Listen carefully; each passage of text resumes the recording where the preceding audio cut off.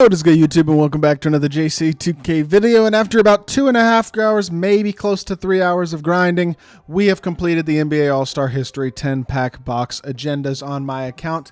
I would say this is going to take the average player probably about 3 hours to complete. Like, it's not a easy, quick grind. Last week's grind was an hour and a half. This week is more like 3 hours, and I'm not a huge fan of that. But we got ourselves a free 10-pack box, and this is about the only way that I am going to have a chance to interact with this All-Star History content. That's the honest truth, because I'm not opening these packs. The cards are, if I'm not mistaken, like exceedingly expensive as well. Let's go look, just for context. Let's go see how many of each player is on the auction house. There's one Dame for 417K.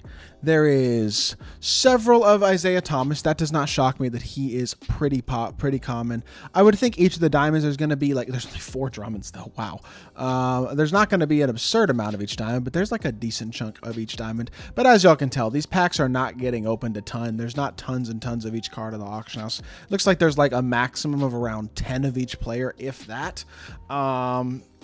Just not very common, because I don't think people are really opening packs, which is good.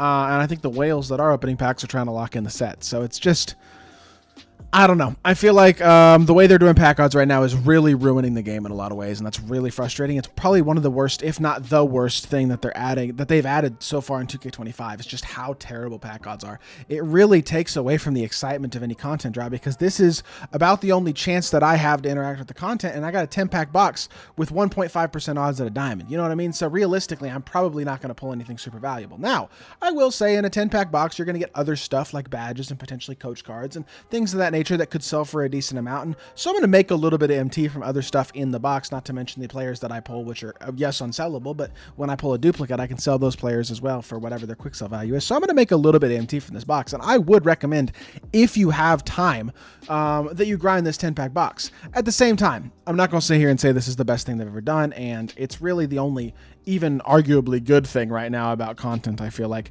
at least these last couple Tuesday drops, because the last 2 Tuesday drops have been diamond and up, and there's 1.5% chance of pulling a diamond in packs. That's, seriously, you have a 1.5% chance to pull a card that interacts with the set. Like, if you're going to have at least these type of terrible pack odds, at least you got to drop some good budget cards with it. Come on. Like, I don't know. I'm just exasperated with what 2K's doing right now. I'd be lying if I said I wouldn't. And while I do think there is potential that it gets slightly better as the year progresses in some ways, right now it's really frustrating. It's kind of in a bad state. So unfortunately, I mean, like, hopefully I'll be able to get some gameplays with some of these diamond cards at some point. But right now, we got what we got, you know what I mean? And it kind of is what it is. So we will have to wait and see. But hopefully we at least pull something half decent, really, is my main hope for this 10-pack box. Before we actually hop into and open the box, if you haven't already, make sure you hit that subscribe button. Help me push towards the 40,000 subscriber mark on the channel. We hit 30K yesterday. I'm probably going to say 30K for a while, because we've been pushing towards 30K for a while. But would really appreciate it if y'all do subscribe to help me push towards that 40,000 subscriber mark. It's going to be a grind, but we've been working hard, and it's nice to see it slowly paying off. So would really appreciate it if y'all do subscribe. Without further ado, let's hop right into it. We have ourselves an unsellable 10-pack box here. Will it be worth it? Probably not. I didn't pull anything particularly great out of my 10 box last week, but maybe something good will happen. If we pull like a high-tier coach or something like that, that would be cool. A couple of good badges would be nice. Duplicate players as well are nothing but MT. I believe I have both Zion and Chris Duarte already in my collection, as I pull an Amethyst. I mean, I wish it was a diamond, because an Amethyst unsellable isn't probably going to do much for me, but I pull an unsellable Wemby as well. Wemby has value on the auction house. I don't know if the Wemby that I currently have in my collection is auctionable, though, so I may not be able to auction him. We pull ourselves an Eastern Conference Jason Tatum. Okay, I don't think I have Amethyst Jason Tatum. I'm not sure that does much for me, but it's something, I guess. We'll take an Amethyst Jason Tatum here out of the second pack of the box. Third pack is going to give us absolutely nothing, just an Amethyst. Sorry, just an Emerald, I should say, and Bronze Set Shot Specialist. There you go. That's the type of badge. That'll make you a couple thousand MT right there when you pull a badge like that. That is the real value, honestly, out of this 10 box. Yes, there's a small chance that you pull something you really want, but there's also the potential of pulling other things that are going to add value, and every single thing you pull in these boxes has some sort of value, right? I pull a Ruby right there. I'd be Ruby Tyrese Maxey. If I have a sellable Tyrese Maxey, I can swap that. Otherwise, that's 700 MT. You know what I mean? Like, it's just, it is going to add up slowly but surely. And is it worth the grind? Good chance the answer is kind of no, but there is always the chance of pulling something good as well. Silver Challenger, that's probably a couple thousand more MT right there from that badge. 7th pack is going to give us nothing particularly good. Franz Wagner and Silver Brian Keefe. 8th pack is also looking like nothing, as they just started doing lawn work outside my window. I apologize if y'all can hear that. 2 more packs to beat the odds, basically. And it's looking like we are probably not going to beat those odds. We pull a Bronny James right there. And the 10th pack right here is going to give us another Ruby. Is that even a player?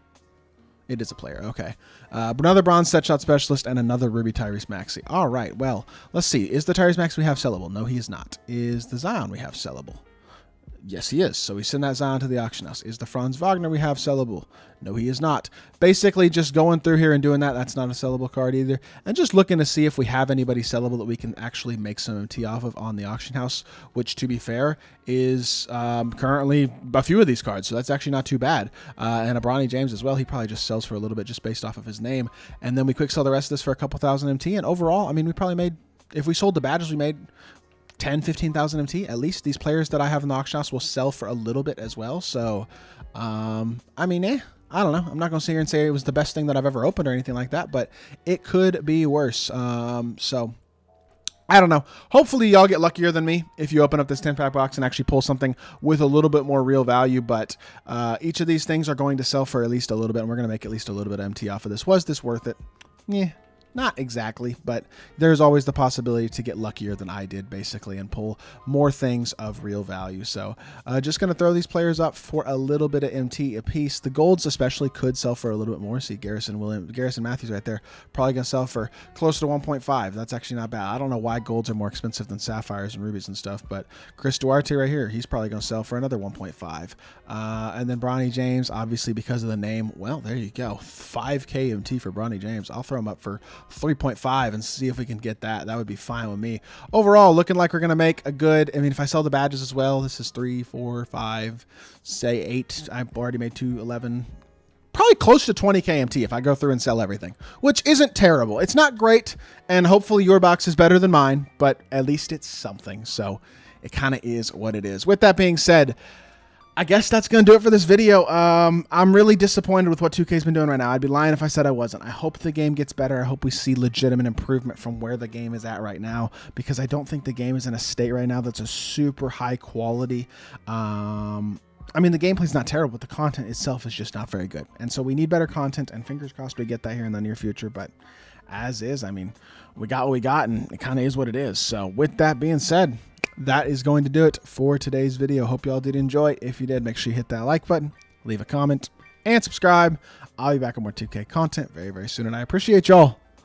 Peace.